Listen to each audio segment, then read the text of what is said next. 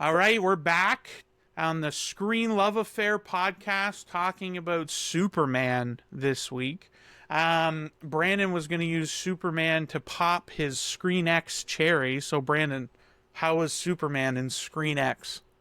Well, I actually have a huge tangent about Screen X. I've been there before. But I thought you never had been. No, I actually had like a whole thing about Screen X. But my long story long here is I went to go see Screen X on opening Thursday. I couldn't get IMAX anywhere in the city of Toronto, so I went to poor man's IMAX, Screen X. When I arrived, I scanned my tickets, my buddies, I made all our concessions, big concessions, people. If you didn't see the reel we had earlier this week, we talked all about the merchandise and breaking the bank, trying to get all your popcorn buckets and whatnot. But we show up, super fans. The concessions took 20 minutes because everybody was getting the custom popcorn bucket. There was a dad of like 5 being like, "What do you mean you don't fill the $50 bucket with the popcorn?" And they're like, "There's a toy in it, sir. It's a choking hazard." He's like, "Well, take it out." And they're like, "Well, we don't assemble it for you." And I was like, "It's not IKEA." Anyways, terrible experience, which I'm really glad didn't affect my movie. So anyways, as I say that, I go in, I scan my ticket. They're like, "Okay, first theater on the left, Screen X." So I walk in, and then a guy like stops me. He's like, "I need to see your ticket." It was like the ICE raid of ticketing. And I was like, "Okay." And he's like, "Now show me your Gmail." And I was like, "Okay, like you need to see the purchase." So I'm like scrolling through, I find it, I show it to him, and he goes down to how much I paid, and he's like almost impressed I paid only $19 for 2 tickets on opening night. And I was like, "Well, my Cineclub, I used my points." And then he's like, interesting. And he's like, had to call a friend on this one. Like, this was like the most intense, Black Ops mission for him. Long story long, he then hands me this ticket and is like, "Here you go, buddy. Enjoy a free show on us." So I'm like, "Oh, cool. What for?" He's like, "Well, Screen X is broken, so you're going to go see it in Screen X without the X activated. So instead of having like 270 degrees of immersion, you're just going to have the regular amount." And if anything, it was probably a different aspect ratio to fit in the additional. Anyways, so yeah, the whole Screen X extravaganza was a standard show. And all it of was that for absolutely nothing in the end. Well, let me tell you, I guess if you've seen it, for anyone that hasn't experienced Screen X before, those screens are off for probably huge swaths of that movie anyway. Which is to me like one of the craziest things about that, because like it will just like it expands for, like we saw it in Dune, it was like bigger action scenes and whatnot, but then for most of the movie it's just the front screen. So like I found it incredibly distracting the way they turn off and on, and I would imagine that it would have been a somewhat similar thing with this. But you I really don't only know. like half missed out. Yeah, yeah, exactly. I don't really think you missed out on much. It was the second worst way to watch a movie when I did my ranking list. Only better than D-Box. Which I thought was the dumbest thing I've ever done. It was hilarious too, because like I felt like I was kind of the asshole overreacting to being held up an additional 5 minutes after 20 minutes of concessions. But my buddy, who had a personalized pizza from the outtakes or whatever, set it on the ground next to the bathroom and garbages while this guy didn't let him proceed without his proof of ID. And my buddy's like, "I don't know, dude. I've had a Cineplex app since I was 15. I'm 36. Like, I don't know what email I used to sign up."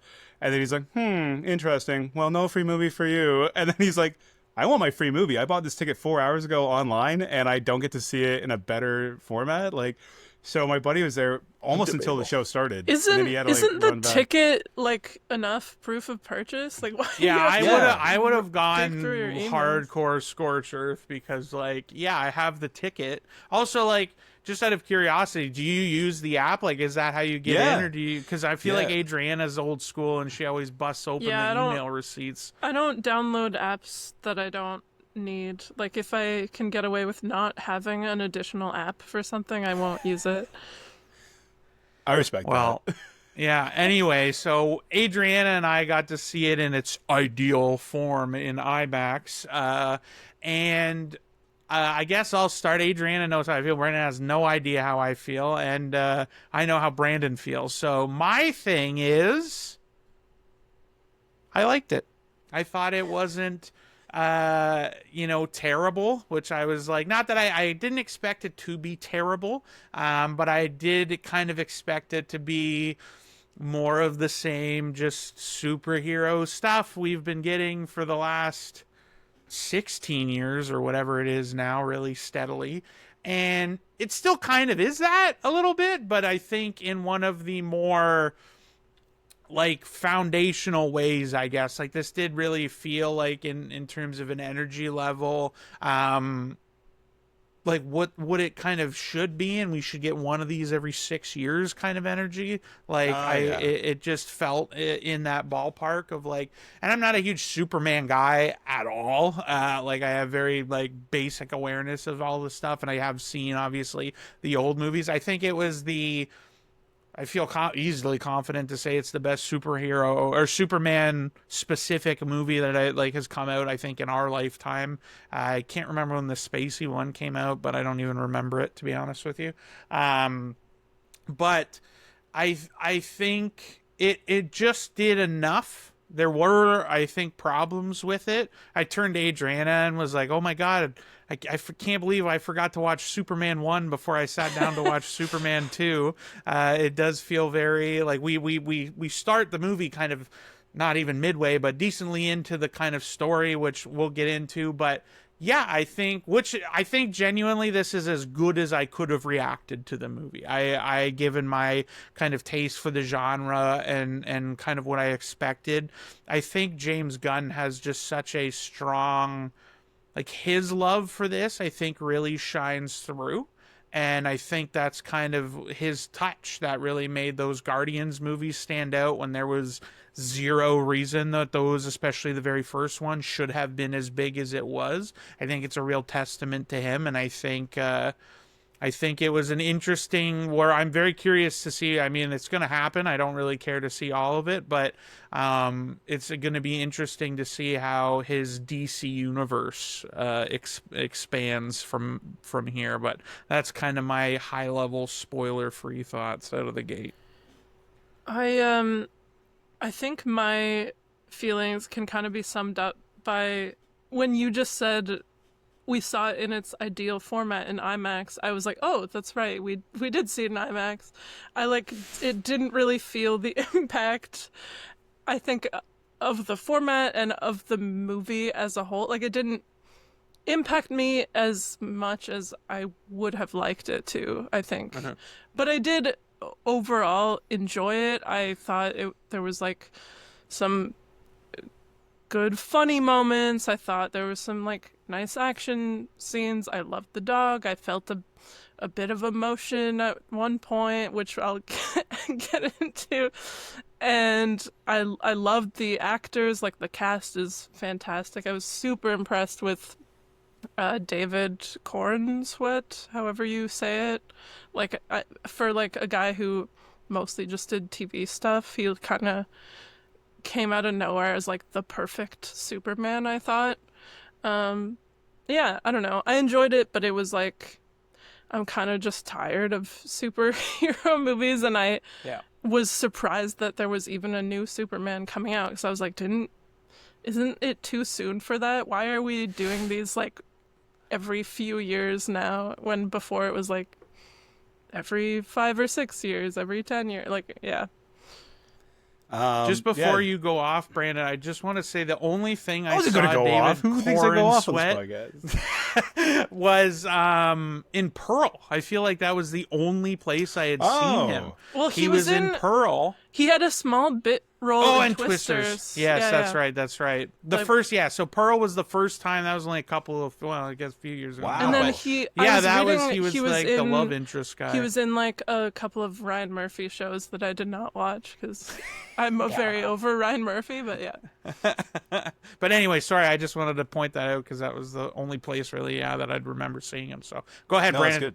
No, I never would have remembered him from Pearl. That's like a real good, like, Watch Mojo. You'll never believe where you saw this person last. I kind of agree with both you guys up until the end, where you said the thing about superhero fatigue. I was feeling that for like years.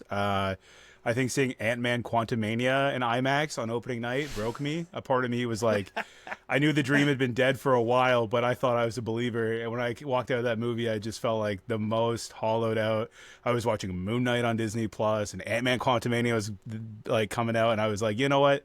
I was one of the last true believers, and there I was falling off the face of the earth. I haven't watched the new Daredevil or Ironheart, anything like that. I know that's Marvel. Relax, to all these DC heads out there. But yeah, honestly, the funny thing is going into this, I kept being one of the Snyder bros, being like, you know, Man of Steel was actually pretty good. He got a lot right.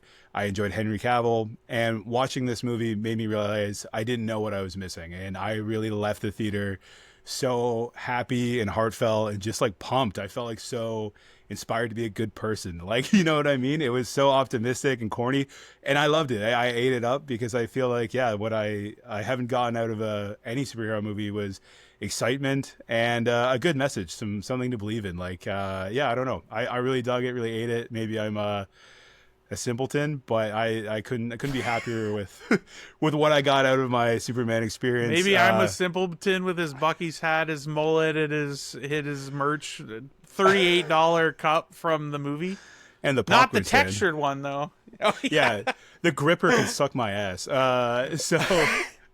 Well, no, I wanna touch on the superhero fatigue part, because I said one of the things that I'm like not concerned about is overstating, but like I wonder how this feels if it doesn't come in this 6-year window that you just kind of talked about of just absolute shit superhero stuff. Like there's been Batman, I think, is the only like kind of universally really liked. Yeah, that's right. The Batman. Batman. I did a Brandon. Eat it. But like I just like we're in that era, like in all the shows, and it's all like it's been so bloated that I feel like just kind of like I wonder if in the, you know, in the throes of everything and like when it was maybe at its height, that this movie might have fallen more to like a 2.5 of like, hey, it was fine, but does it feel a little bit refreshing is not the right word, but does it feel maybe a bit fresher because it's coming in, you know, ahead or behind all of this slop for the last 6 years? I think like that is probably the case to a degree. I didn't see anything here that made me confident that this is like a, you know, a world, a universe that I'm incredibly eager to return to and see other characters in and all of that. Like it didn't do that for me. But I like, but it was fine. I guess. I think you and I are completely opposites on that. I feel like I want the Guy Gardner movie. I don't even give a shit about a hot girl, but I would watch an 8-episode TV show about that. Like, I to be fair, I'm a big DC fan. And I just gave up because they were so lost for so long. So I feel like, you know, the Justice League, the 2000s Justice League with the Black Green Lantern, Jon Stewart, not the Daily Show Jon Stewart. But that was my favorite like version of a lot of these characters for the longest time, and they always kind of failed to meet up to it. I remember when Ryan Reynolds' Green Lantern came out, everyone's like, I thought he was black. You're like, no, that's just because our, you know, age gap watched that significantly more on Saturday morning cartoons. So to see a world where they're already kind of established, you're getting like the James Gunn specialty, the C-tier heroes being the supporting cast, you know, the cameo. I guess we'll get into spoilers. There's a few cameos, but obviously my favorite was Peacemaker showing up in a new segment. This whole world feels way more realized and way more fun than anything Marvel's proven to show us. You know what I mean? Like, I don't give a shit what's happening in Wakanda right now. I give a shit what's happening in upstate Ohio with Peacemaker, you know? So like or Pennsylvania, whatever it was. But yeah, I actually have the inverse reaction where this movie left all these dangling threads and opened all these doors and was like, look what this could be. And I will admit, when I saw like the lineup of films coming out now in this universe, I was kind of bummed out. I was like, I don't know if I care to watch Supergirl, you know, like, but if it delivers the same roller coaster fun ride that I personally enjoyed, even though I didn't have the extra immersion of Screen X, because I honestly, like, when he's getting like choked up and slammed out in like the river in the pocket dimension, I was stressed out. I was holding the toy part of my Superman like this, like a fidget toy for a bit. Like I was actually super into it, and I was sober. I drove to the movie theater for the first time in like 8 movies. So yeah, anyways, I feel like I'm tangenting, but I think the world was really realized. Well, one of the things you brought up was the supporting cast, and I'd be curious, especially too, on your thoughts on this, Adriana. But I really felt there was too many people in this from that. Not necessarily in the bit parts, like the 2 specific cameos, I guess, at the very end, and then the Peacemaker one you'd mentioned, but like, for example, I felt like the people that really got the most shortchanged was the Daily Planet people. Like, the whole sequence at the end of them all, I'm like, I still to this moment, I do not remember if he even told us who the ditzy blonde girl's name was. Like, I missed that completely, and she was like a background, like she has a background dialogue that they like, well, someone else is focusing on like a screen. It's a gag, like, yeah. Well, but like, and they just had this, and then that guy that was like panicking. As how many seats do you have? 5 or 6? Yeah, 6. Oh yeah, okay, you can come to. Right. You can say so it like, yourself. Yeah. But like, and them being in like the ship, like it didn't, like, it wasn't a glaring huge problem. It was just like one of these things that I'm like I just felt like this character bloat, and then so it's like there's those, the 3 characters in the Justice Gang, and then great name. like. Yeah, and then the yeah, exactly. And then the like other characters that kind of like get sprinkled in throughout. Like I'm curious what you guys think. Like, I guess my question for that is, one of the things I found more helpful though was I feel like it's easier to buy into this new universe that they like are launching with a movie, but not doing it in a traditional like launching pad way. But I did think it helped to have like a supporting cast of people that are not really like instantly recognizable, or bring all that like other stuff, like the guy that can transform into whatever like materials and stuff. Like, yeah, I have no clue who that actor was and whatever, and I feel like it just makes it a little bit easier to get away with that. It doesn't feel as like, oh my god, that's so and so, oh my god, that's so and so. So when you have these C-tier characters played by actors that are not giant names, I feel like it doesn't distract from the movie, and if anything, it kind of enhances it a bit. But I felt like there was definitely a bit of character bloat in this one. Yeah, I kind of agree with you. Like, I think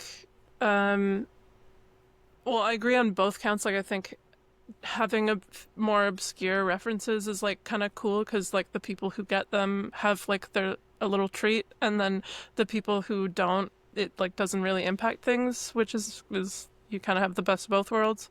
And it's, I think at this point, given the superhero fatigue, like it's cooler now to just shine a light on more obscure characters. But I think even beyond like character bloat, I felt like the movie was trying to do a little too much. Like there's so many subplots, and the tone kind of shifts around, and they're trying to do like a political message, and it's a commentary on stuff that's happening in the world right now, but it's thinly veiled and very surface level. And there's the Elon Musk kind of it all, Lex Luthor, and then there's the romance, and then the journalism stuff, and then his parents and his biological parents, and it just didn't all come together super cohesively for me. Like, I feel like given how much it's kind of taking on, it surprisingly worked, but like I still felt that a little bit. I think purposely like chaotic. Like I do think they were aware that they were putting a lot in. I'm not saying it's not like felt, but I do think it's not like Spider-Man 3 where they just had too many antagonists and too many things to wrap up. Yeah. I think it's a little bit more, it is ultra chaotic. Like it is a lot of moving parts, and we'll get into it, but yeah, I do want to touch on that for sure. I wanted to go back to something you said, Brandon, which is like that the world felt very fully realized, which I kind of felt the opposite. Like I think like we were dropped right in, like Shea said, right in the middle of the action. We get a little preamble of like, this is how much time has passed. He's like 3 years into his career as Superman. I just didn't really get a sense of the world. Even like Ma and Pa were sort of like thrown in, and I think to me that made the emotional beats land a little bit less hard than they probably should have. Um, yeah, Yeah, that makes me think of the one example too, like, because I feel like then the trick to try and mitigate that is then this exposition and like the note where he like is in Lois Lane's apartment making her breakfast for dinner, and he's like, well, it's the 3-month anniversary of our first date, and I'm like, okay, I don't know, I just, that was a moment that, and there was a couple of them I feel like that kind of stick out as like, you wouldn't say that, like it hit as unnatural, but it's like you're telling me this because You would if you were a we, good-hearted the guy audience, like needs Clark to Kent. know, not the character and all of that sort of thing. So I felt like there were moments like I think I would tend to agree with you on that a little bit more, in terms of like, it felt like there was like 3 real locations in the whole kind of thing, and it felt very close together, despite like, I guess, you know, pretty, I think the two countries are like made up, but then there's Antarctica or whatever, so like very far away places, but it did still feel very kind of self-contained a little bit. But I think to the movie's credit a little bit as well, I totally agree with you, like all of that kind of bloat and we have to plug things in and whatever, but it wasn't to the level of like the Justice League no, movie that they did for the DCU or whatever the hell they called it, of like that level of just forcing shit together. Like it was a yeah. little bit organic, like more organic for sure, definitely overstuffed, but it just came together a bit more naturally Yeah. ultimately than that one for I sure. I should add, because feel like I'm being very like negative on it, but this is easily like the best Superman movie and probably my favorite in recent memory. Like I can't recall Oh the yeah. last time I was this interested or moved by this character. So You I both have think sounded like you've been given an obituary for like 10 minutes, like, ah, it was good, but, and then it's no, like, so I do I just think appreciate that. it's We should easier get to into the spoiler sort half. of like pick on like the negative things when, yeah, because it's a story that's been told so many times that it's kind of under a microscope every time it happens, because you're always comparing. And Yeah, which is yeah, why I'm glad Well, we end up in the middle of his journey as a 30-year-old Superman who's been doing it since 27, and not showing him say, Kevin Costner, no, go die in a tornado. Like I'm so glad we got smack dab in the middle. If I had to sit through a spaceship crash landing one more time in my short 30-year-old lifespan, I would crash out. So I well, sure, and I am on that agree line. with that, but I think there's problems with the movie emotionally, because we, like, you have to know things, and again, it's stuff 90% of people, I'm assuming, already know for most of it, but like it does really undermine their relationship, his relationship with his parents. Like, sure, I imply a lot to that, but it's baggage I have to bring to the movie, and I think it's, you're getting away with it because it's such a known thing. But if you've never heard of Superman and like no clue, and this was your first foray into it, I definitely think the emotional stuff is way lessened in a lot of moments, because you don't have, not, and like, I'm, to be clear, I don't want to see the Superman origin story again either, but like it becomes sort of difficult to manage. And I think like part of the reason why I'm more like, again, like I said, it's a fine enough time, like I enjoyed it, I don't think I wasted 2 hours of my life and I dread that or anything like that, but a movie to me needs to justify, especially at this level, and the fact we're doing this again so soon and for like the third or fourth iteration or whatever it is now, you need to justify that a little bit more to me than this movie does, other than like, it's just more Like, again, like, I hate to do the thing, but it's like it's content. It's Superman content. We want Superman, so we get Superman content. And I feel like that to me is not like, it's certainly not sustainable. Like, I'm not going to watch if Superman 2 was this exact same thing. Like, I'm going to be more negative on it at that point, because I'm like, I don't care like enough. You need to give me more of a reason to care. And I feel like this movie almost solely relies on you bringing the care already for it to really pay off, because at moments I expected to get emotional, I didn't. And I think it's because it's like I'm watching these two have their first interaction, but there's 30 years of interactions that I've not seen, or like, again, not that you need all of that, but it's like, it's supposed to be this big emotional beat, and it just feels like two strangers talking to each other. So it's like, I think it's just kind of lessened a bit. It's that just way. like a symptom of what it is, like because it's a reboot essentially of a franchise that's been done sort of so many times and like very recently. And I would... partly I think just because it's a bit narratively all over the place, it's like a symptom of both of those things. But I would say, like, just so we can kind of like get into it, because I think we've been pretty general on overall thoughts. It starts off with I liked it, and then it's been all the downers. But I think it'd be important to like kind of get into what did and didn't work, because I feel like that's going to be a lot more interesting to discuss. Because I think I agree largely with you guys in a way to that. But at the end of the day, I feel like there's so many more highlights when we talk about, like, again, spoilers out of the way. When we talk about like Ma and Pa Kent, I had a lot of people tear up at the Pa Kent scene in my theater. Like, I saw a couple of people do a little eye wipe, when he starts saying he's proud of you. Then Ma just goes, "He's just a big mush. Come on, Clark, something's on the box." I love that they got a Southern accent.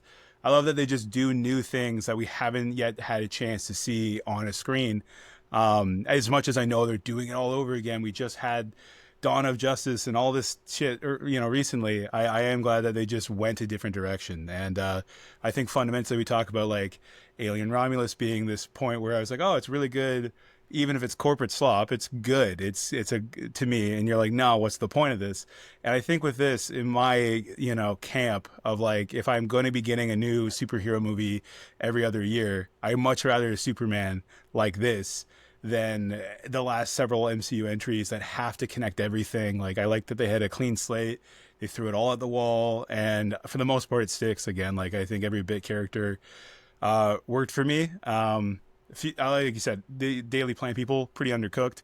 Again, Hawk Girl, very undercooked. She spoiler alert, killed like the antagonistic president of that other country, and that was her big moment. She was really cool when she was on screen doing like the shriek and hitting stuff with the mace, but comparatively, Mr. Terrific stole the show. He probably had all the funniest one-liners. I wouldn't be surprised if that spawned a whole new generations of people. My one friend after the movie said, like, talking about representation, he's like, oh, I'm really glad there's no longer just Black Panther. Like, there's this really funny DC character who brings a lot to the table. It's not just in the Marvel camp now. There's more fun and positive representation for that note too. But yeah, I'm getting really sidebarred. I thought Mr. Terrific was awesome. Very cool. And just on the topic of like going in a different direction, I do think that generally like the sort of goofy, corny, I've seen a lot of people describe it as like Saturday morning cartoon kind of vibe works so much better for Superman than the fucking dour Zack Snyder dark like bullshit. I fucking hated Man of Steel, hated Justice League. I would say on that note too, which is funny. I've been seeing a lot of terminally online content here where, there's a scene where Superman saves a squirrel in the middle of a giant kaiju fight, and it's funny and it's a good scene, and they do a point to show him saving people to really endear him as like the nice guy, not just this godlike character that's uncaring. And then the online community will edit that being like goofy ass squirrel moment versus like aura farming when the guy plants the bomb in the Superman movie and blows up the courthouse and he's the only one unharmed and everyone's dead and ash around him. And he's sitting there being like, God, I'm cursed to be the Man of Steel. Meanwhile, Superman in this movie is like, saving a squirrel. So it's like comparatively, I also would say like the squirrel moment's funny. It's the saving the cat, but it's a squirrel. It's a bit performative. You know what I mean? Like when you talk about guys who wear a tote bag with one book in it to go to the coffee shop being performative, I can see that argument. But yeah, Well, I think on that, like, it's hard because again, spiritually, is my understanding of Superman, this is much more in line with, like, how I remember the, cartoons as a kid, just, like, what my general perception of what Superman has been.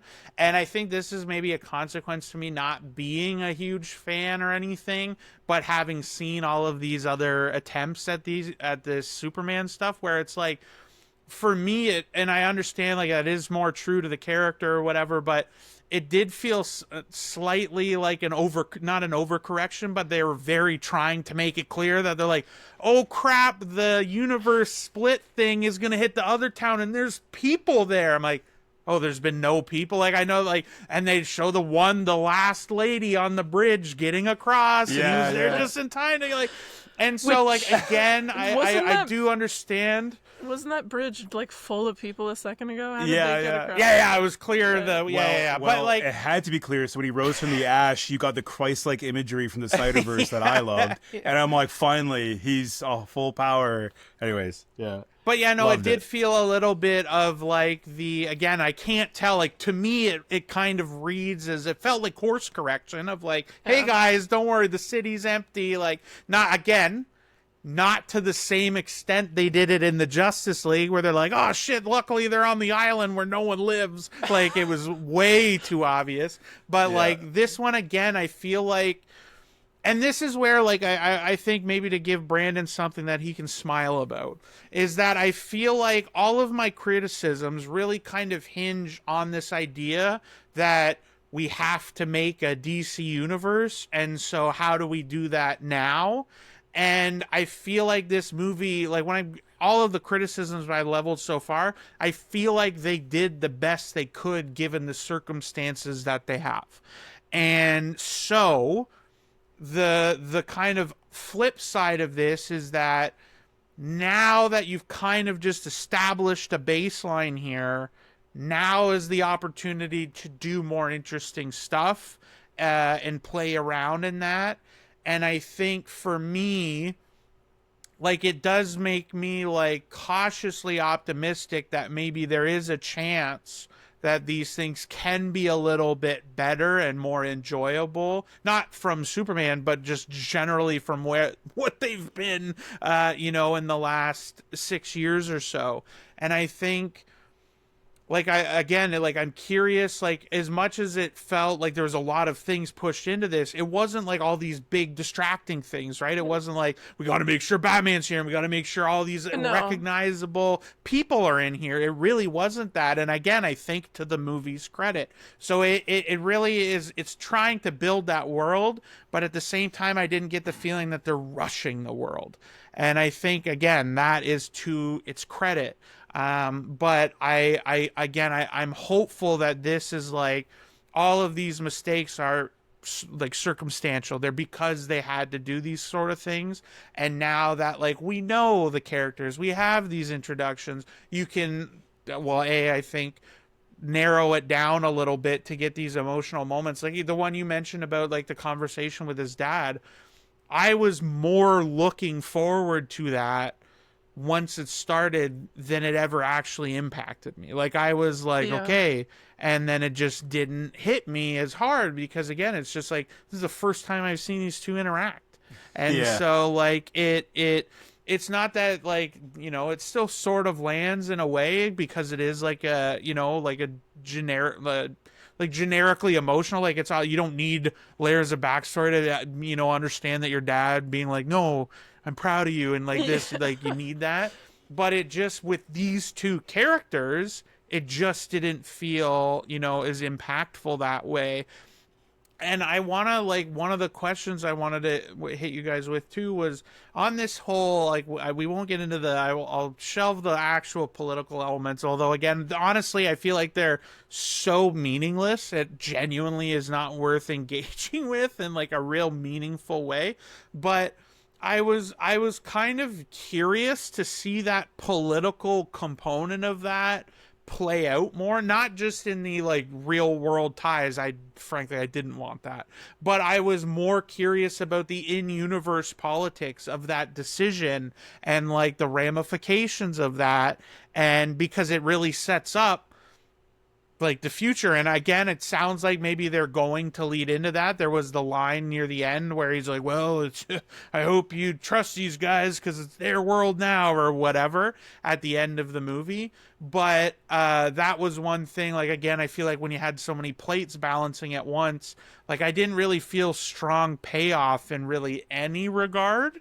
Again, looking at the movie isolated to itself, I just didn't feel like this significant triumphant moment at the end that I feel like I really kind of wanted to get out of it. Well, especially when, like, I think the strongest imagery, which again I feel like is almost Snyder-esque, when in the war-torn country the kid holds up the tattered Superman flag with the sun beaming down on him as the militia approaches. I think like that was all good imagery, and it built up kind of what they're talking about, where he was a symbol of hope on a global scale, despite what the internet was saying, which is probably one of my big gripes with it. But at the end, yeah, Guy Gardner and the Justice Gang show up, and they get a moment, and I'm happy they get more moments to flesh them out so they're not as 2D.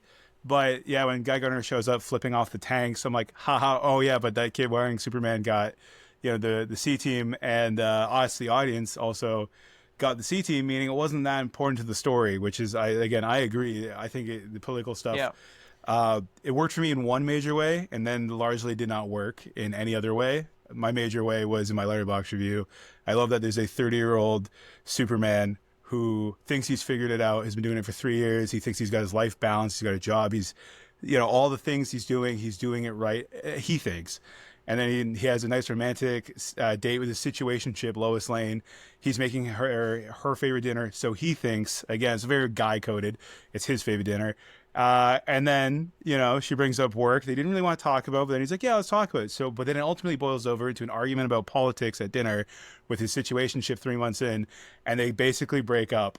And I was like, that's the most relatable Superman I've ever seen on screen. That is so strong, because it's just like, I do think it tackled something that was far out of its depths. And that one scene, when I saw it, because they released that in advance, when I saw that one scene played out, and then people memed it compared to Zack Snyder's Superman, where it's just like the army general being like, we just need to know what side you're on. And he goes, General, I'm from Kansas. And then he winks, and that's it. In this movie, comparatively, where he's like trying to say the right thing, and he is genuinely, because you are supposed to know Superman, that he is always trying to be the right guy. The frustration of him not being able to articulate it, being a little overwhelmed. That scene spoiled for me in like a trailer release. I was like, this is going to be dog shit. I'm so not into this. And I saw it in context of the movie and what they're going for. And I'm like, that's one of the stronger emotional, air quotes, beats. Because, the rest of it, you don't get much. Talking about wanting scenes to have more.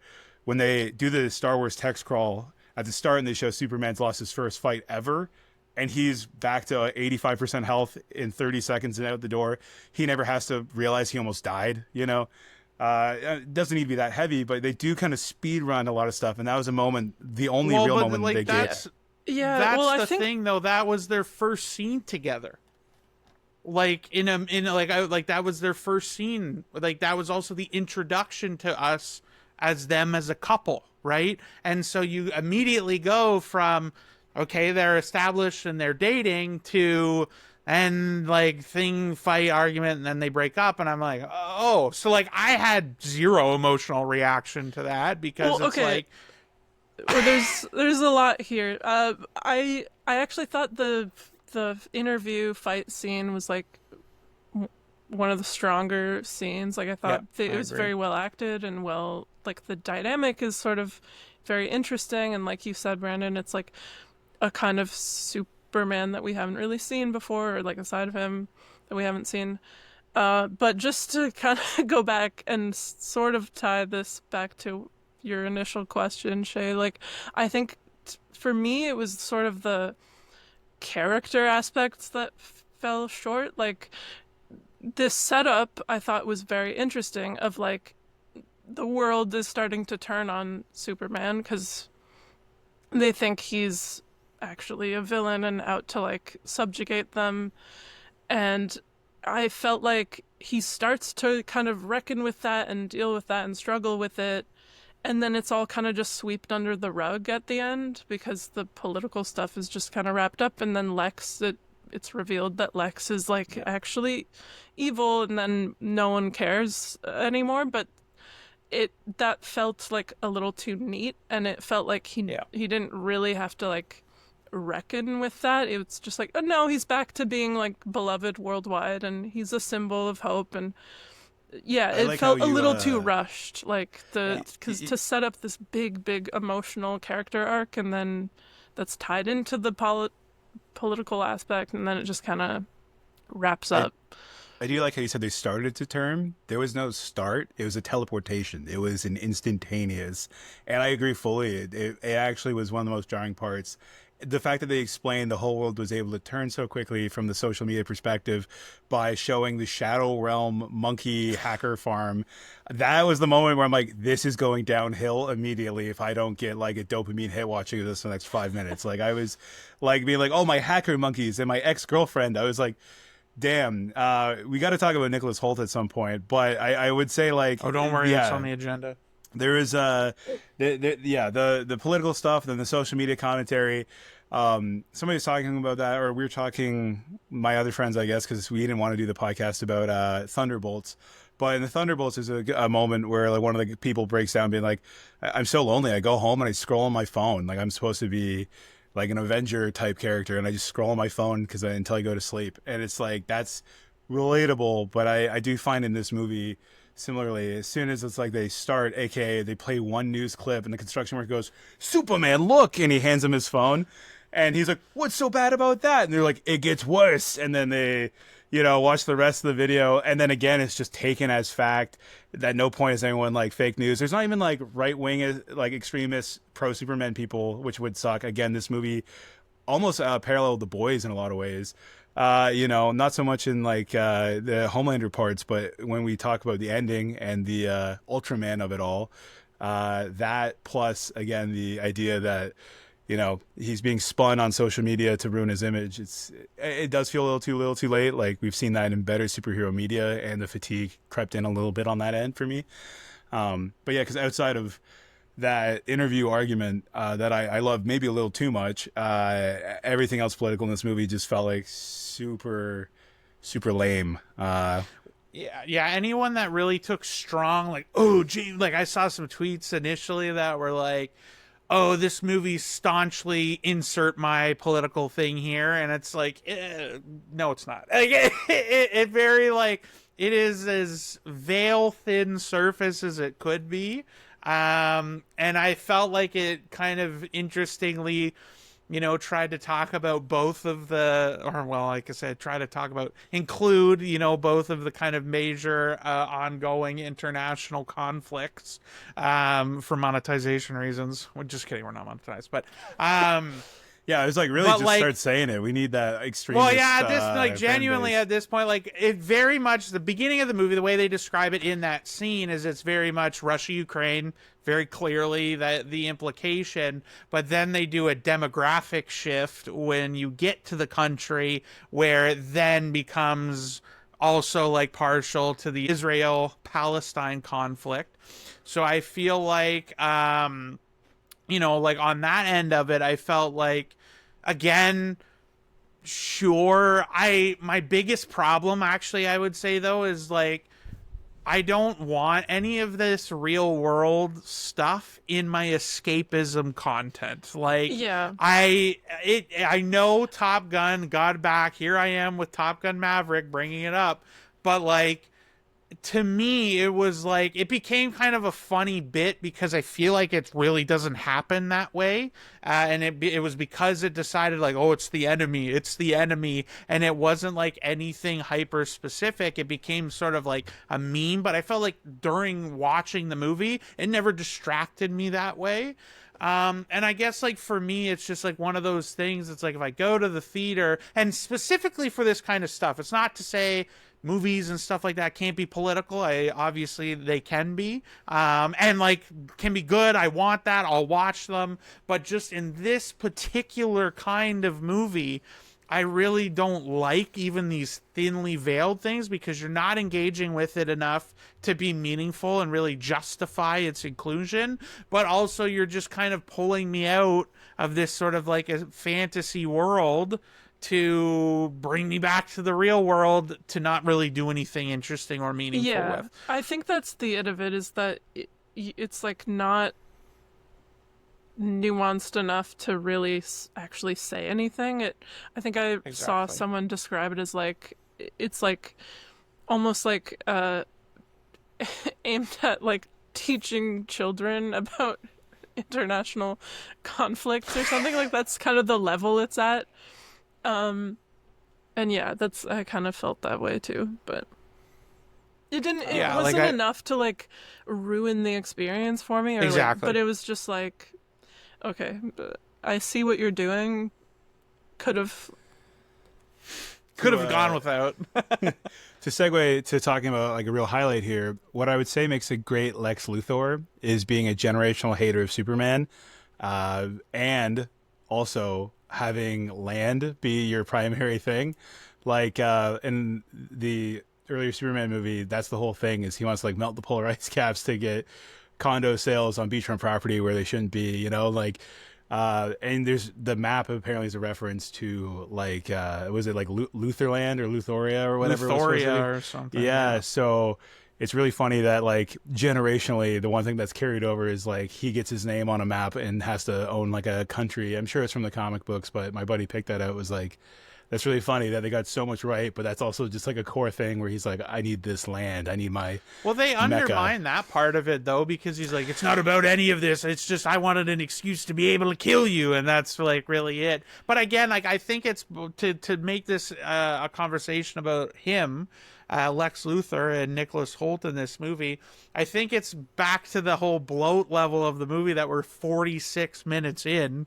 And, the fact that it's only kind of being brought up now, because the thing with the character is that all of these kinds of components intermingle with the Lex Luthor story. It's all a plot. It's all a master plan. He's got his fingers in all of this. The Daily Planet people are working on a takedown of him. So like it does all interlink together.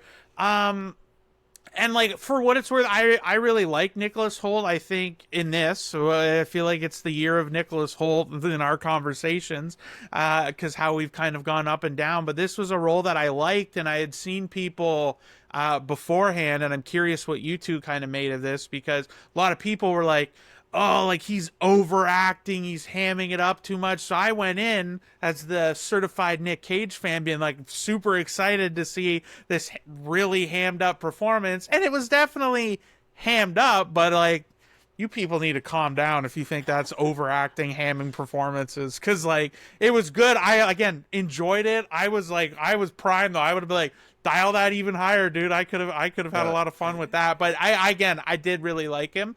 Again, which is a departure from what it normally is, where I'm like, he was fine. I really liked him in this, and if anything, I knew you would. Now that he's you would. broken, I hope he goes crazier in whatever inevitable sequels we get. Because we I'm talked on board about for that. We talked about how he's like a lock or what, like a safe person to hire when you just need like a guy, like him and Sam Worthington, Yeah. the two like Caucasian actors in Hollywood that you could be like, oh, put him in. He's an average good actor. He'll fill a blank spot in your mind. So I too love seeing him pop off. And what was it, like his monologue near the end where he says something like, he's comparing himself to like Aristotle or something, where he's like, he understood, Yeah. the Einstein, beauty and the who was the weakness. other one? Well, he said Einstein was a hack. Like he's like Yeah, they yeah, weren't yeah. as smart as me. Like, yeah, I dug that. He was chewing the scenery a wee bit, you could say, but yeah, super on board with it. And I love how much he just hates him. Just generational hater. Like he just through and through. When I saw him, I saw a little of myself watching a certain movie earlier this year, and I thought, I'm the Lex Luthor of that movie. So, yeah. Where's What'd her you think, son? Adriana? Where's her monkey son? I didn't say it. You said it. I didn't say it. I don't have a problem. No, but yeah, I loved it. What'd you think? I really liked him. I think I've been a bit more of a fan of his than you, Shea. Like I don't know. I've liked him since I was like a teenager.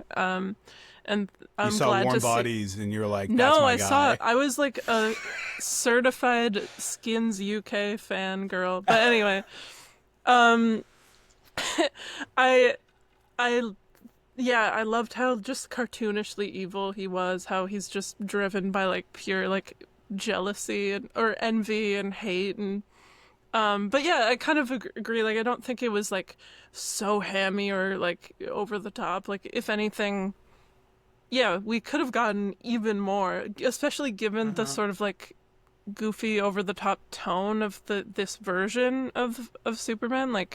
Let's go, let's go real over Yeah. the top. Yeah, But no, he was that good. was I like- think it in general, all of the performances in this were like really on point.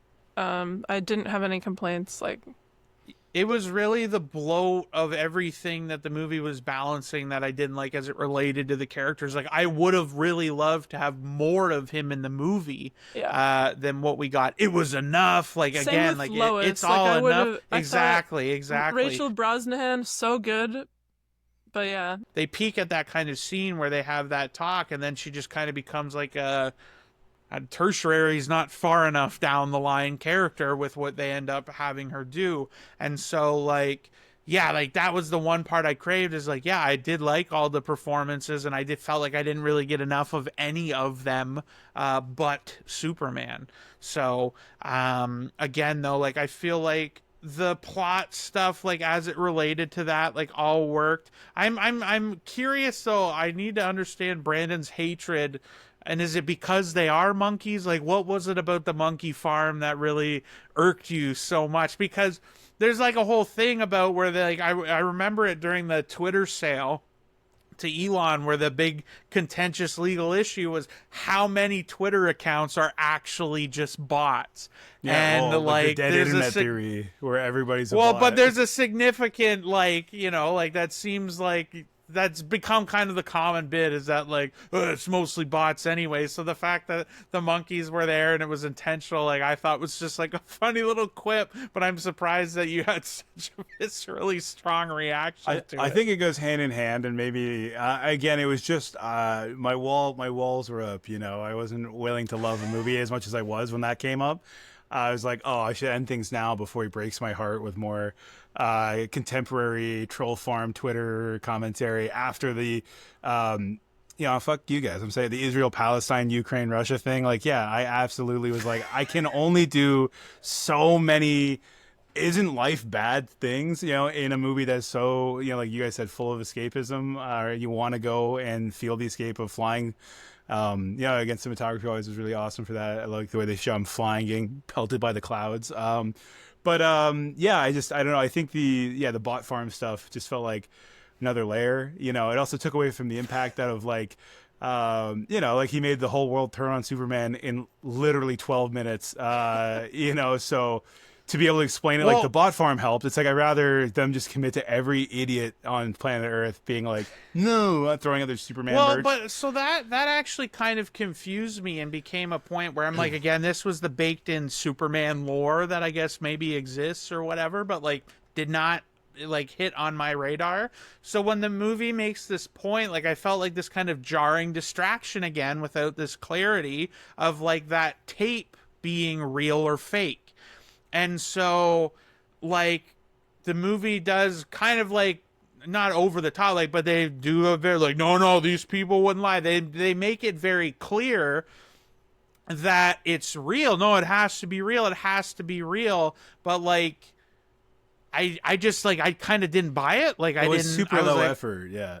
Well, and that's like, and like, I just didn't believe it really. So then I was like expecting this kind of undoing or something like that to contribute to what you said about like helping it flip. Oh, it turns out he kidnapped their families and threatened the linguists to say that it was real. Like I expected something like that, but the part of all of that was not believable for me was that engineer woman is just able to like hack into his like and it was a transcendent thing. Like they make such a big deal of her downloading the file. Yeah, she's like orgasming when it happens. Yeah, and she has to specifically say, "I'm hacking it now," and like, because like otherwise we wouldn't know the fuck is happening. And like I Her think Venom I can suit's going into the computer, and she's Also, making like, an O face. like physics wise, like you can't just uncorrupt a file, especially like No, alien dude, you technology. can Like though it's if you're the technology person. I don't know. dude, So you that can do bit it. was like, I'm like, all right, I guess like because they have this magic nanite technology. Yeah, sure, it's real. Yeah, they uncorrupted the file, but like it would have actually made it better if like it was doctored, if it was this like fake news that like I thought that would have been a bit more In a interesting. movie with maybe hacker not, bots, fake news should have came up one time. I thought, that's my issue. The hacker bots. Maybe If we're not going to be on a- that, on a character level, like I think they were trying to go for this like he Yeah. needs to realize that he is who he is because of the parents who raised him, not the parents who gave birth to him. But yeah, I love the ending for that because it doesn't matter if that was real or not. He's moved on. I think that was a strong way to end it. When he's like, "Do you want to put on footage of your parents, sir?" Also, my favorite character is 4. He's the main Superman bot because you mean Gary? absolutely. Gary, yeah, Gary's a real name too. Gary or 4. I'm gonna call him 4. I don't think he deserves Gary. 4 is one of my favorites because he's the first guy to say like, "Sir, this fucking dog," and I'm like, "Hey, you tell it straight. That crypto dog I was gonna sucks." bring up the dog because we got to talk about the dog. You gotta talk about the dog. How did you guys Well, feel about crypto? I remember reading something about like James Gunn being like, "Oh, the movie didn't make sense to me until I thought of the dog," and I do not understand that comment at all because like thematically it was like not important at all, but like it was like fun. Like obviously I'm a dog guy, I'm biased, but like I thought it was like a fun, like the way it was like just the menace and wasn't always like a MacGuffin, like in the set, like he didn't always save the day of like he does at the very beginning, he pulls them and brings them back, but then when they're like stuck in the proton destroying water or whatever the fuck they called it, And Mr. like he didn't help, like he didn't get what they were asking and stuff, like, and so he doesn't help. So like I didn't think it was like, because I was worried, I'm like, oh, he's just gonna swoop in every time we need something. So like I thought it was fine as an inclusion, but like I mean, he did ultimately at the end. I'm like, well, swoop yeah, in to fight the guess. bad guy, and then when Superman monologues, see, it's funny. I love the movie. Now you got me on hater mode. When Superman's monologuing back to Lex Luthor at the end, being like, "I put my boots on one foot at a time, Lex. And you need to learn that I'm human, and I love you."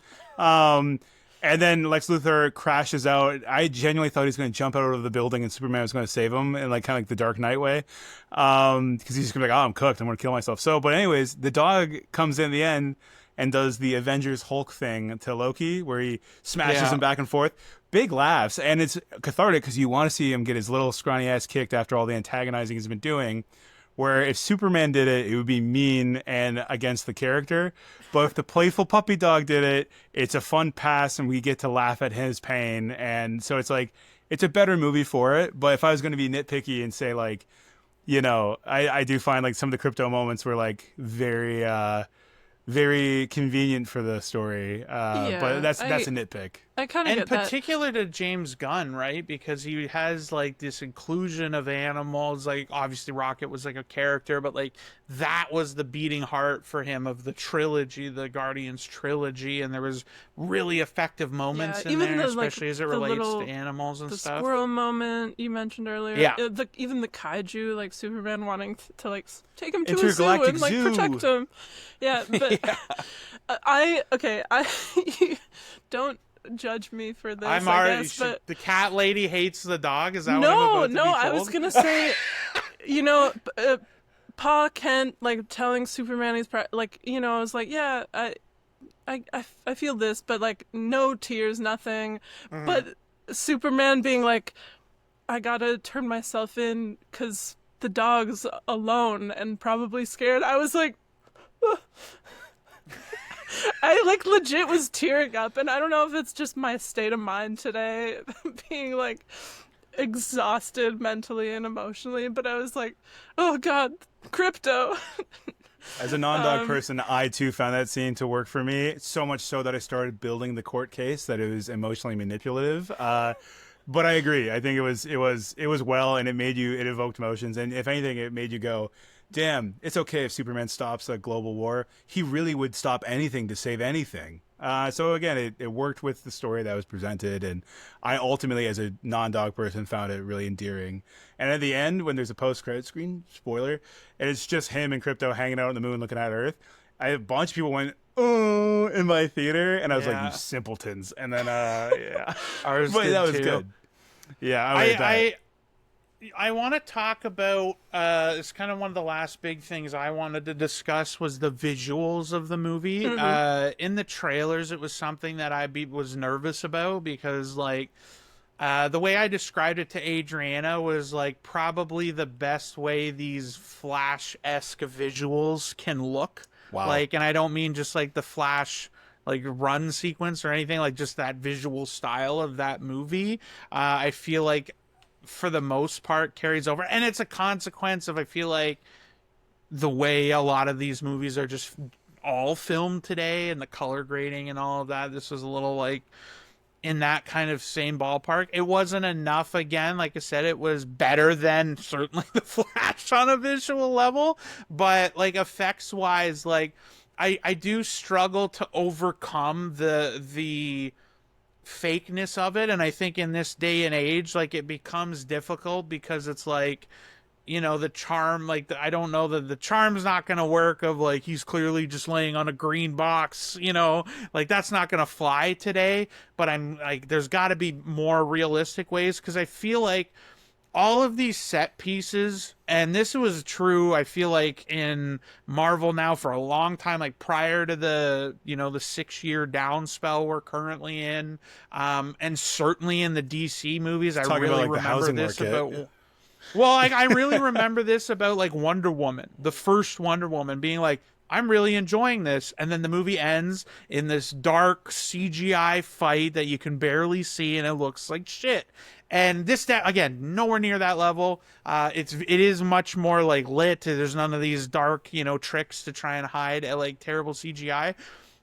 But all of it feels so fake, and like it really makes me struggle to just kind of buy into this like moment. And I feel like this is just a hurdle of like the digital effects world we live in, is that they really do these kind of like grand in scale moments that should feel big and impactful but feel like weightless and nothingness to me. And like again, this idea that like the world is splitting in half effectively, and or like in, you know, turning into a black hole or whatever, but like it's huge visually, but then again it just like it just has like a weightlessness to it. Like I feel like there's no real stakes in that, and I think a lot of it is just because all of them do this, so these kind of big flashy moments just kind of get weighed down by the fact that there's so many of them. But at the same time it just becomes like another big global thread and whatever, and it just kind of takes away, I feel like, from any kind of, again, that really, like I really wanted this movie to just end, and I think it could have like, and really could have made me into this like a really like department if I just had this moment at the end that felt like a triumph, and it really just didn't get there. And I feel like again the kind of like end build just didn't really land for me, and I think that's a lot to do with the visuals. Mm-hmm. Yeah, when knockoff Superman gets hit by a bus and thrown into the void of space, I was kind of like, well, that's convenient that the evil science machine is causing such a visual mess that the evil science clone effectively gets taken out by its own folly. Again, you know, there's no Zack Snyder neck snap on Zod. It wasn't a conscious choice to eliminate him. It was like, well, the bus is falling into the giant black hole and hits my clone, and he goes in. That's a separate issue, but I guess I know what you mean though, because that climax where they're fighting on the side of the rocks and Crypto comes in, and it's Chekhov's fetch the orb, and he eats all the balls the way he did with Mr. Terrific earlier in the movie. Cinema. And then yeah, he knocks him into the giant purple pit. And I think at first when you see that black hole in the Nether Realm, the first time you see that like upside down world, you're kind of like, oh, this is cool. Is this the boom tombs from Justice League? Is this how they explain teleportation? And then it turns into something else. But yeah, once you're fully in that world, like I said earlier, it does feel a little Quantumania like. I do think I would disagree with you on the way they filmed it. Like, you made the charm of the green screen box Superman pose. I found like a lot of the flying scenes and the way they shot that were slightly innovative to add that shake and that kind of like the camera was suffering flying with them. And yeah, so some of the fight scene stuff I found too, like when they're in the ballpark and he's being choked out by the, you know, convenient nanotechnology. There's so many cool like whips of the camera, and it felt very frenetic. I felt like a lot of the frenetic camera stuff that they did that like really, really worked for me overcame a lot of that kind of like CGI vacuum of space. Because again, like Ant-Man, that was all vacuum of space, and I was so downtrodden after watching that movie. Here, I see your point completely. Like, I did feel it, I'd say like 30%. But even when he was in that like pixel river, that was, like you said, probably the most weightless segment of the movie because they were in such an alien abstract world. But I felt really tense when he was essentially like getting choked out. Yeah, in I was this the river. complete opposite. Like, well, Yeah. because I thought they set it up that the moment you touch that shit, you're fried. Me Yeah. too. So, Yeah. Yeah. And then he like just goes all the way down. And all that. So I was like, oh, like whatever. And then That he- threw me. yeah. But again, visually, I just never. I'm like, I see like it looks literally all I could think about was the fucking Adam Sandler movie Pixels, because like the water was Yes. made up of these square little pieces, or whatever water. But like. I just, again, and I'm like, oh, okay, I thought this was going to insta-fry anybody. It's clearly not doing that. So, like, I think On the that baby, beat as well like, as the he's- visual. He's holding up the. I'm like, that baby's neck would have snapped. Like, I'm.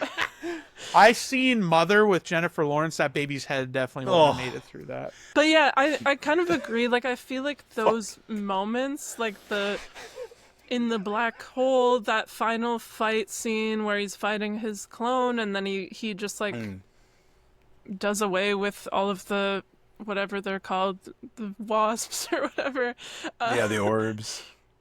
No, not the orbs. The like Lex's like. Oh, the Army of Raptors. Yeah, that was raptors.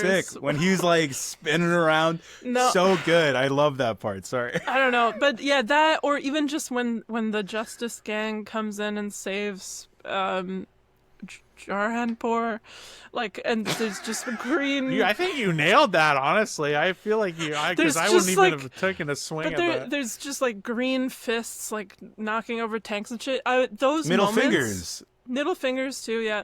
But like those moments was where I was most like, oh, that's right, James Gunn was part of the MCU for like a long time. Like I was like, yeah, this feels familiar. It just I don't think it was like as bad as it could have been. Like it definitely was a mixed bag for me. Like there were bits that just kind of looked bad and ugly in the way that a lot of big blockbuster action movies that are heavily feature CGI do. And then there were parts that I thought were like very visceral and impressive, like when he's flying through the clouds and it's like that stuff worked for me. And yeah, so very mixed bag overall. Ultimately it wasn't interesting or distinctive enough visually to really be impactful or stand out to me, but definitely way prefer this over like the dark gray Snyderverse. Yeah. Snyder. Like Um, everything's desaturated. To hop onto that too is like, even for my outfit and whatnot for tonight, I was like, what I loved was even costuming, set design. There was so many times there'd be like nice blue cabinets or, red accents or little yellow bits. And I felt like every frame had that Superman color palette in it. And it was so much more engaging. And again, there's so many like funny side by sides, for better or worse, to be like, wow, look how much better this is, or look how much lamer it is compared to the Snyder cut. Like again, like comparing the squirrel being saved to the bomb in the courthouse. Or like, there's so many like Sigma male edits of that scene where Superman in the Snyderverse gets the guy like spills his beer on him, so he destroys his semi truck on a telephone line. It's so cool. it was cool for 2000 whatever 14, 15. But yeah, I think the color palette and like a lot of the production design in this gets a little understated when we were talking so much about like the CGI mania, because I do think what was practical sets and what were conscious choices for the costuming and stuff, like again back to Guy Gardner and Mr. Terrific, I think those costumes they were leaked a little early and people were picking them apart. But even the Superman costume with the red underwear and stuff, and you guys probably are similarly online to me, where they talked about why should they bring back the Superman underwear, crotch piece. And everyone's like, oh, it's so silly. They obviously got rid of that in like as soon as they could. But I forget if it's David Cornsweet or James Gunn. It said, well, it's because he's supposed to be like relatable, and like if a kid goes and sees that, he's not going to think this is a blue alien monster god. It's kind of a funny guy, doesn't take himself so seriously, which again permeates the movie. So yeah, I found that all like working as a color choice in the movie. So I know we're talking about CGI, but the other half of the movie, or the other 20% of the movie that wasn't CG'd fully, I thought was very purposely designed and shot. Yeah. Yeah, I think that's too where like the superhero genre itself kind of loses me, and I think maybe like a good closing bit for us to discuss is the fatigue, because I saw a thing from an interview with James Gunn where he said like, oh, I don't believe in superhero fatigue, I think it's just like bad movie fatigue or whatever. And I definitely don't agree with that because I think there's two parts of this, right? Like the reason to me, for example, that Batman kind of stands outside of all of these conversations, almost entirely, except for its inclusion in the Snyderverse. But like everything else that's been done is kind of exists outside of all of this and is so distinct. And I think because it's a lot to do with the grounded nature of how those stories get told.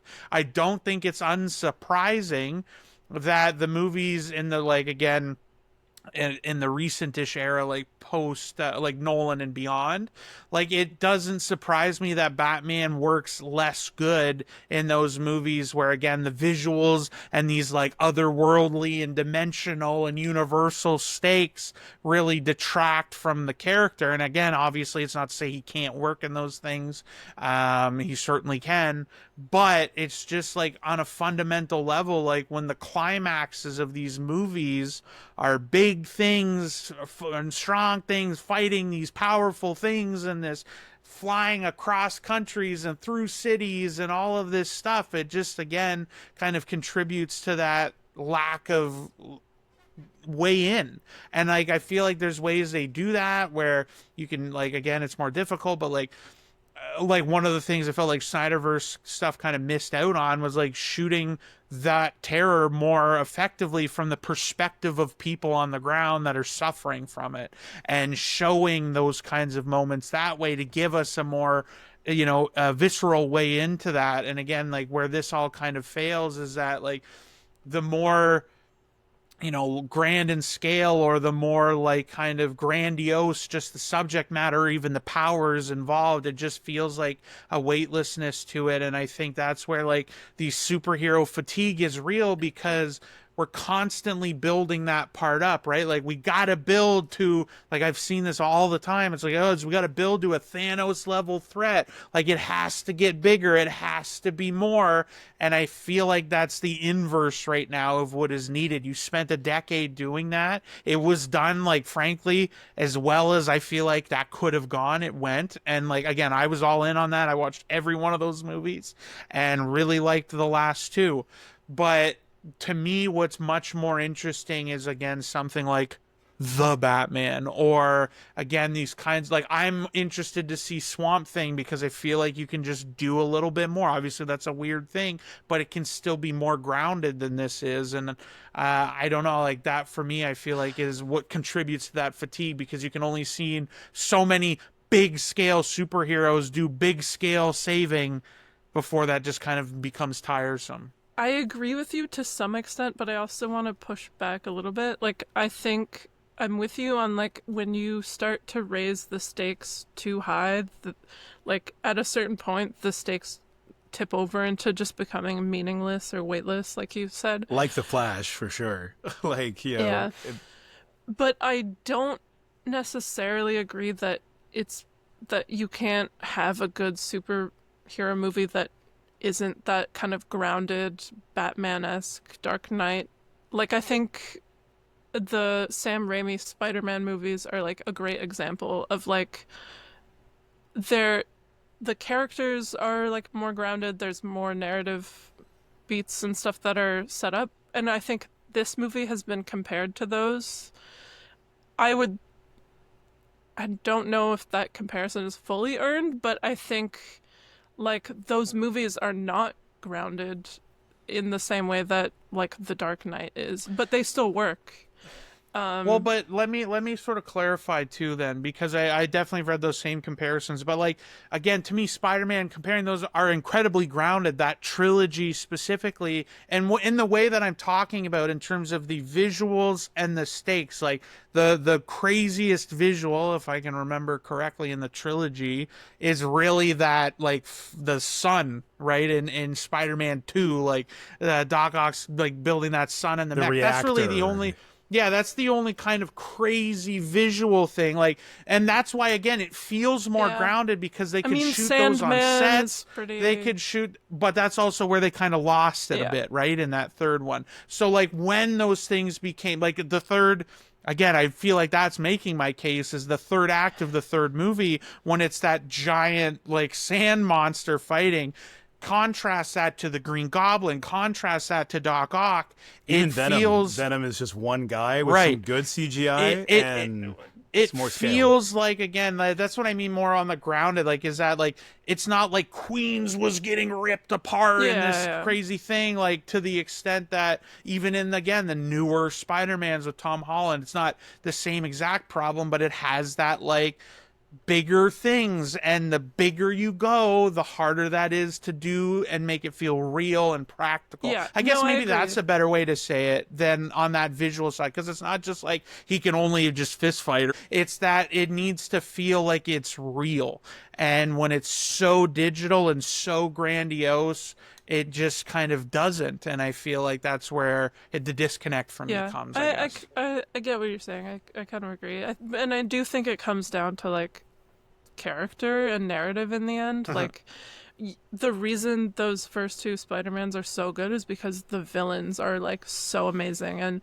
we're invested in the relationship with Peter and MJ and like him and his family, and but anyway, not to get sidetracked, to go back to the James Gunn quote about like fatigue and bad movies, I think a review I read that hit the nail on the head for me about this is that it kind of crystallizes the difference between a good adaptation and a good film, like a good movie. And I think this is probably the best Superman adaptation that I've ever seen, but it's not the best Superman movie that it could be. Like, it's not good as a movie in the same way that like The Dark Knight is good as a movie. The Dark Knight, is like a good movie, just straight up, no, regardless of adaptation or whatever. Just to chime into what Shea was saying a bit ago about showing the ground level threat to people, the best part individually of like the Snyderverse, in my opinion, is probably the opening of Superman versus Batman, where Bruce Wayne got a Jeep Renegade commercial as he's escaping the city, and he's calling Wayne Enterprises to say evacuate everybody, as if they wouldn't already be evacuating. You know what I mean? He's in town for business to watch Metropolis get destroyed from the Man of Steel. So I think like even Snyder for a moment kind of tapped into that, and that was one of the strongest setups. And, you know, strongest way to get you invested in Batman trying to kill our boy, Big Blue Superman. The rest of that movie, as from other clips we found, is not our favorites. However, this movie picked up in a good way where it did showcase a lot, almost to the point where I was in disbelief when a laser blast hits an office. And like, I'm like, that guy got fried alive. And Superman goes, "Are you guys all okay?" And they go, "We're okay." And he goes, And he flies off. I was like, Jerry from accounting is definitely cooked to a crisp. Somebody go call his wife and children. So, yeah, Gary from accounting. Gary. Ooh, yeah. Speaking of that too. You mean four? Yeah, 4. Not my boy. Yeah, they massacred my boy. Anyways, I felt more for Gary number 4's dismantlement than for Crypto when he got muzzled.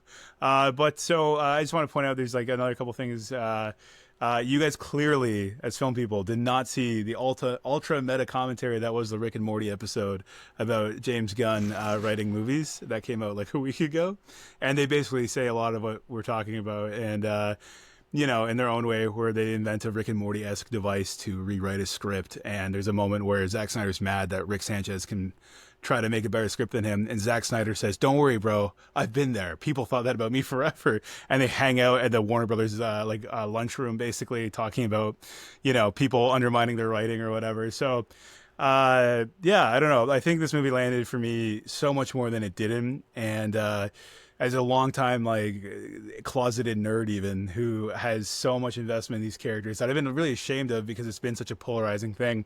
When people said this movie is polarizing and not everybody will like it, I left so happy and steadfast being like, I can see some small nitpickers hating it, but I was like, for the large part, it's such a feel-good movie. And I did want to close out my thoughts on this because I want to make you guys feel old and scared of your mortality. We're talking about this. We're all in the age range of 30, but so many people seeing this movie aren't Gen Zs, but Gen Alpha. Gen Alpha is 2010. There are 15-year-olds in 2025 watching this movie as their first theatrical Superman because Man of Steel and all that would have been when they were like 4, 5. They've probably seen it on streaming, but as a 15-year-old entering a theater to go see Superman, being maybe like me, a closeted nerd, or just a genuine nerd, they probably really vibed with it, I think. And it's kind of wild to think that usually I lampoon movies being like, oh, it's so Gen Z. Gen Zs on Love Island look older than I do. They're more buff and handsome and attractive. They're 25. That's Gen Z. Gen Z is 25. So I just mean like, you know, I know we're not further off from that, but lately I've been using in my critiques like, oh, it's so Gen Z. They're baggy pants, you know, but the demographic for the children watching this movie, or the, you know, minors, are 15. They're Gen Alpha. So I'm really happy Gen Alpha Superman was a lot more endearing than, you know, when I was 15 seeing Man of Steel or whatever. Well, I mean, forget 15-year-olds. There was like a dad right in front of us with his 2 like 10-year-old daughters, and they were having the time of their life. And that gave me joy, like just to see those like girls enjoying this wholesome version of Superman. It made it a little, it gave me a little, it put a smile on my face. So I think that was nice.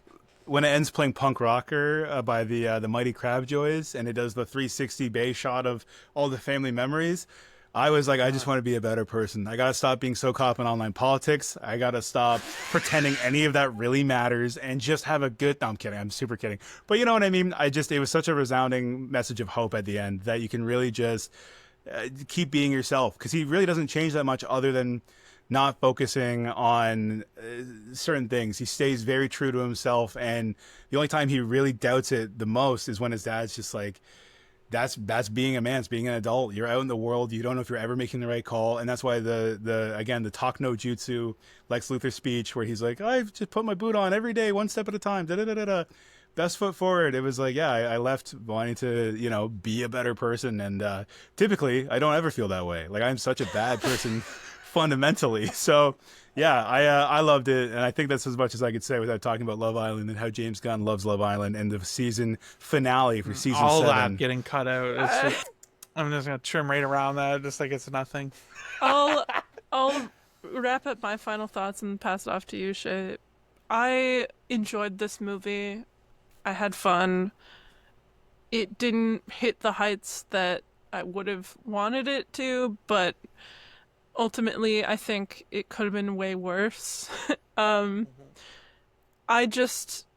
think we should put like a 10-year moratorium on all superhero movies. Like, just let's give it a break. Let's like stop for a while, because like I'm really still fatigued. Like as much as this was refreshing, I still have the fatigue, and it's hard for me to to kind of get over that at this point. Yeah, I think for me, like I said, it was a fun enough time, and I think it justifies the experience. Like, I think it was fun. It wasn't one of those ones, and I'm like, I'll never ever think about it again. Like, it was definitely an enjoyable enough experience.